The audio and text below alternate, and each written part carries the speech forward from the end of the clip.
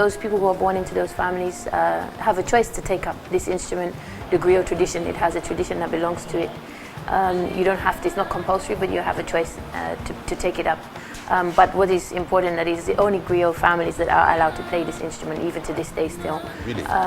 It's still frowned upon for people who are outside those families to take up this tradition. Why? So it's something that has dated all the way back to the 13th century, around the time when the Malian Empire was around. Those people who perform the music for royalty were particular families, and those family lines have continued all the way to this day, so we still keep that tradition alive. 8 centuries. Indeed. Yes. Wow. And you actually happen to be the granddaughter of Amadou Bansang. Bansang Jobarteh, yeah, who was a very he was like the master griot of his generation. Yes, he was, yeah. So for how long have you been playing this instrument? I started around 3 or 4, very young, you know, because my brother was studying with my grandfather when I was very young. So he started to show me small things, and I started to pick it up. But it was not until in my teenage years I started to take it seriously, that it's something I want to do. But it was in my hands a lot earlier than when I made a conscious decision to really take it.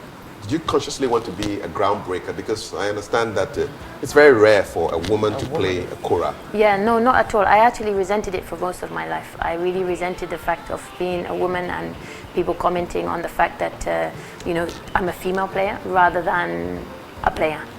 So, you know, for me, it was very important that I tried to stay true to what the tradition required, rather than trying to just be a female player of this instrument. Yeah. Okay. So it's genuinely your love for music, not necessarily the family thing that got you into that's it. Right. That's right. That's right. I mean, no, both. Of course, I don't know how or where I would be without my family having initiated. My whole family is musical.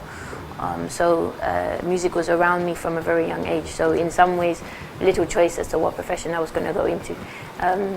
But something that I love. This is a magnificent instrument. I think long before the guitar, this was around. I mean, yes. Can you play something for us? Yes, of course. Like now? Yes, now. Yeah, Yes, okay. I will. So this is a kora. This is the kora. It's as you mentioned, it's a 21-string harp. It's like a harp, basically, with the strings, and you only play it with 4 fingers, your thumb and first finger on each hand. That's it? That's it. Yeah, you don't use these 3 fingers. So it's just. What will happen to me if I use the other 3 fingers?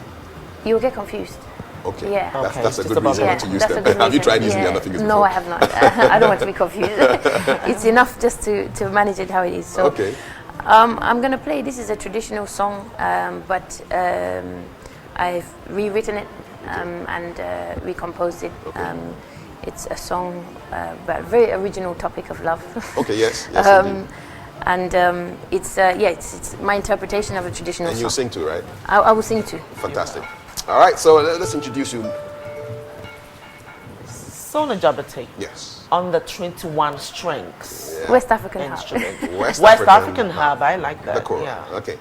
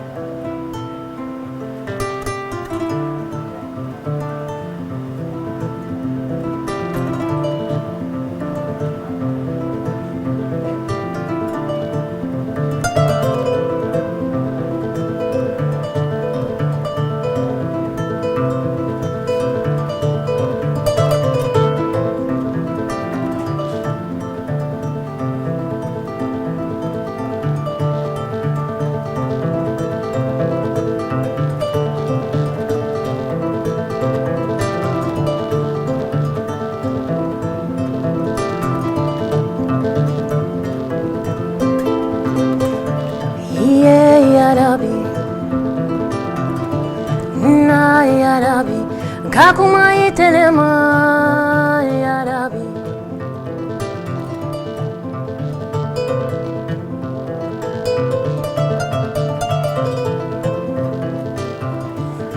na kano njusuye waleta ya Rabbi,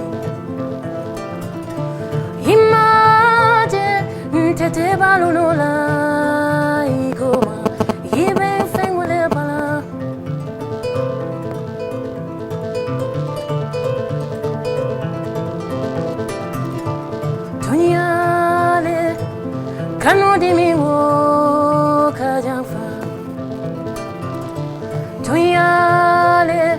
Kanole sise o njarabi nakatako obenola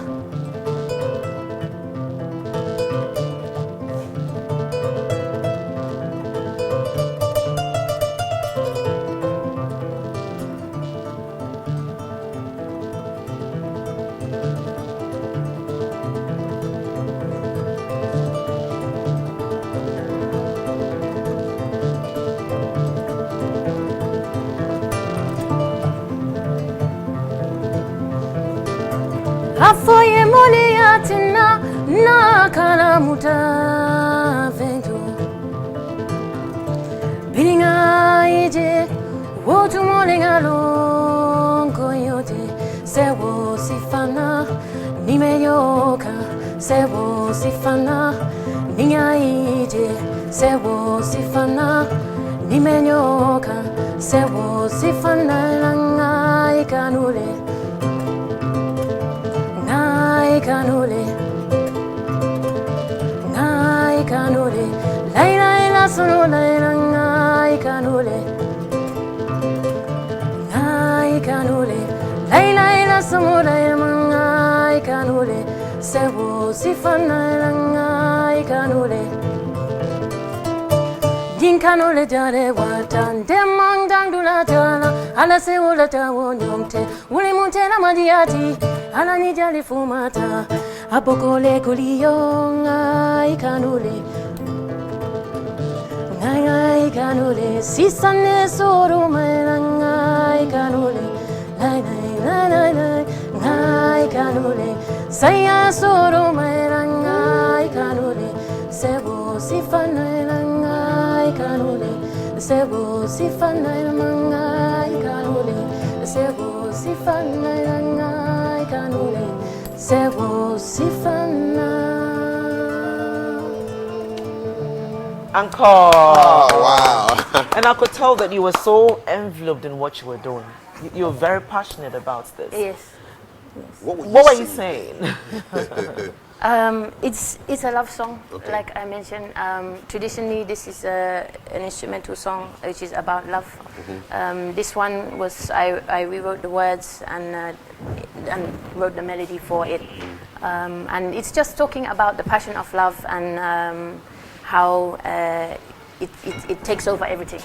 So it's hard to Love indeed conquers all. Really enjoyed that. Yeah. Listen, you're also a film composer. Right, I compose as well. So, yes. how does that work? How do you get a job? How do you get a job? Yeah. Actually, my first debut was with a director that I was working on many years ago.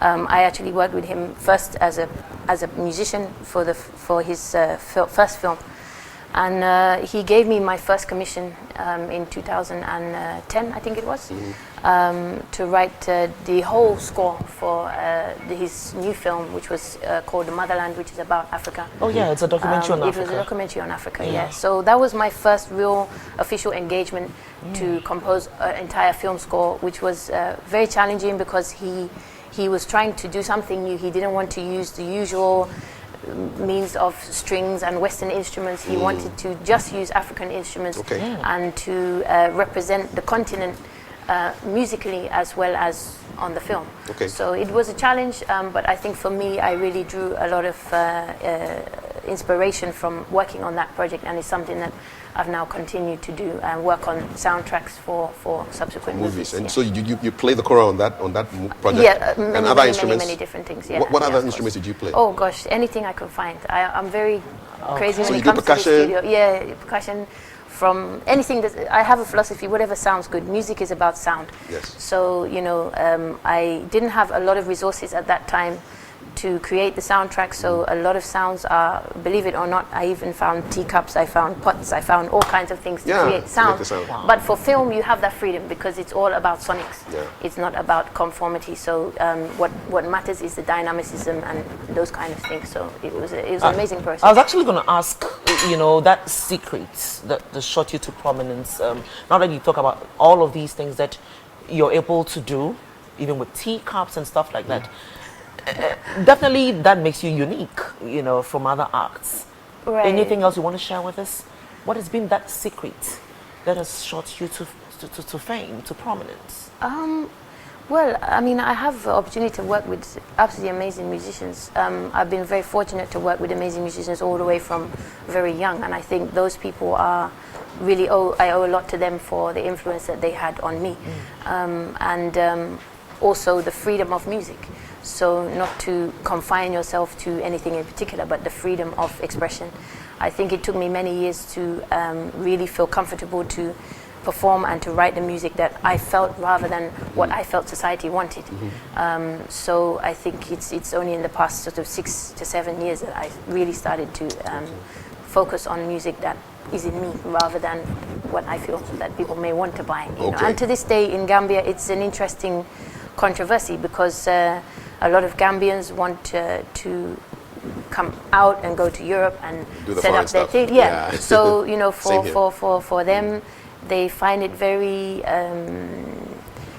sometimes hard to understand that somebody that has a connection to the UK is deciding only to do traditional music. But for me, that's the power in the message that I have. Listen, I'm on a music forum, and since yesterday they've been talking about the value of music education, you know, so learning theory and how it enhances the capabilities of the musician. Yes. I'm just wondering what your thoughts are on actually learning how to read and write music and how that would affect your craft. Sure. I think it's a hugely a huge asset to have to be able to read and write music.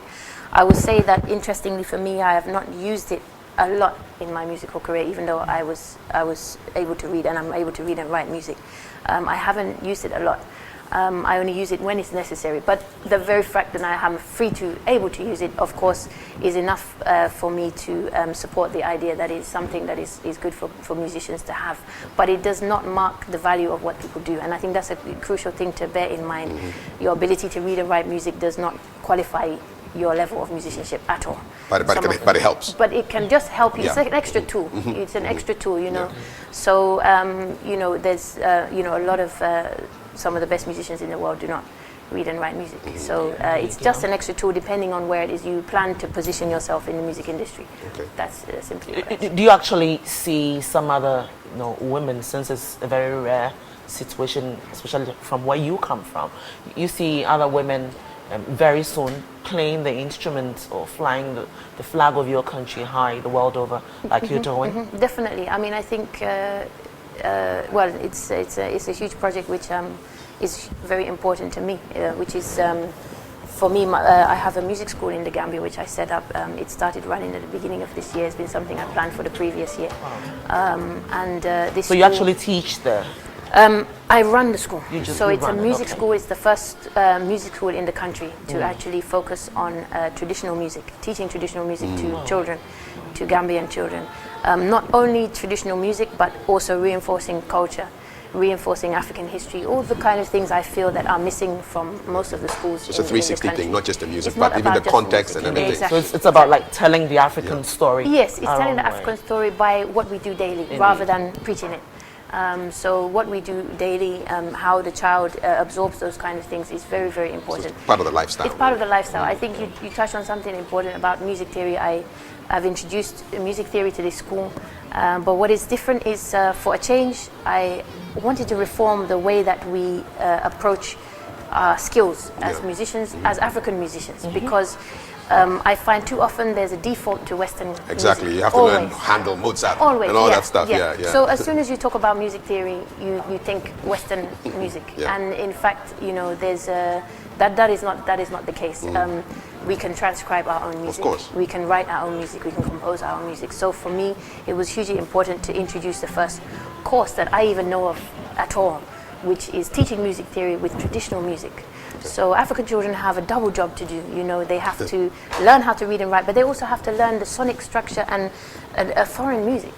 So it's a lot larger role. So for me now, I want to teach them music theory on their own instruments, on their own melodies, on their own scales, and let people from abroad come in and learn that. Learn it, and we also contribute to the world culture. Exactly. You're not coming to Africa to learn Mozart. You're coming here to learn African we music. have our Mozart. It's a good point. So this is a really important thing that this school for me is about implementing. You know, there's only so much I can spread when I travel. for me, it's just as important. I have something that speaks for me on the ground in the Gambia as well. Right. Well, so I know that it's not your first time in Ghana, but what brings you to Ghana this time around? This time is to perform. That's simply what I'm here for. I had the privilege of being invited by Ashim Morton actually in December to perform at the Millennium Excellence Awards in Kumasi. So he also invited me in 2000 and I think it was 10 or 11. That was my first time in Ghana, and subsequently this year. And that has now been the roll-on for the events that are now happened this year. So obviously I gained exposure at that event, and that sort of set the ball rolling to lead up to this event. Okay. So where is it happening? When? Is it free? Things free? Like that. Yeah, we are definitely. Is it free? No, well, it's on the 21st of May, which is Saturday coming. It's at the Best Western Premier Airport. Yes, at the airport. It's not free. Tickets are 150 cities, I believe, but I believe it's actually already sold out. But that's the ticket price. Okay. It's hugely excited to perform at this event because it will actually be my first proper concert, because I've performed here solo, here and there in different places. So it's the first time I'm actually coming with my full band to perform a complete set. So you are the headline act? Right. Okay. Right. Anybody else on the bill? There are 2 other local musicians who are going to be going on ahead. Okay, great. So it will be a nice opportunity to really make my first step in. Do you sample Ghanaian music here or UK or wherever? I mean, do I? Are you listen to Ghanaian music? No, I haven't got so much. I mean, really, I'm just starting to get my feet on the ground here. So it's something which I'm very much interested in starting to establish and starting to see what connections can be made over here. There's like a master of traditional music whose music you should really listen. He's called Konimu, plays guitar. Okay. And he's like doing what you're doing on the classical guitar, and it's really interesting. You should listen to his music. I'm actually looking, just on top of my head, I'm looking at some collaboration between her and one of our hip life artists. I think you should pay attention to some of the local tunes, and you find that very interesting. But listen, so you pay 150 Ghana cedis and you get to enjoy soaking good music. I just loved what I heard. Thank you so much. And you're saying that tickets are sold out. I believe they are, but I just saw we'll use our connections and get there, because we need to see you again come play. To our show without tickets for us. Yeah, they got tickets. There you go. You got tickets for us? Yeah, you're the man. Okay, good. Okay, Sona, look, it's been a pleasure. If you could just grace us with another tune. I thought you were going to say that. Before you go. Just Sing play us us out of this segment. You can do an a cappella if you want. If you don't want to play, you can just sing something for us. Maybe I will. The reason I will explain to you is the perils of this instrument is, as you know, there are 21 strings. Yes. Yeah. And traveling with this instrument is never easy, considering its size and going up and down in planes and so on. And, do you book a seat for it? No, it has a flight case which goes into the hole. Okay. All right. And it's safe there. It is safe. It is safe, but the pressure also affects the instrument, so it takes time for it to settle after. So it's a few days now. I have been missing a very important string on my instrument. So I played a song that is safe. So now you put me on the spot. I know I'll be missing an important part of my part. But yes, I think probably a cappella maybe. Give us an a cappella. Play us out. Yeah. This song is dedicated to my grandmother. She was hugely important in my childhood. She was one of the few people who, in fact, the only person in the Gambia who actively encouraged me to play this instrument, which was very against the tradition.